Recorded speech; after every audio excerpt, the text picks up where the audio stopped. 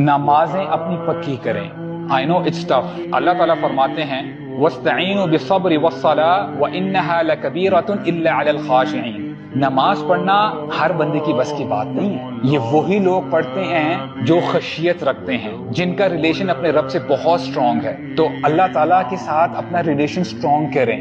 اللہ تعالیٰ فرماتے ہیں یا ایھا الذین آمنوا استعینوا بالصبر والصلاۃ. اے ایمان والو، اللہ تعالیٰ سے ہیلپ طلب کرو دو چیزوں سے، صبر کے ساتھ اور نماز کے ساتھ. تو پتہ یہ چلا جو بندہ نماز پڑھتا ہے تو اس کے اندر ٹھہراؤ آ جاتا ہے، اس کے اندر صبر آ جاتا ہے، استقامت آ جاتی ہے. ان اللہ مع الصابرین. اور جو صبر کرتے ہیں یہ جان لیں اللہ تعالیٰ صبر کرنے والوں کے ساتھ ہے.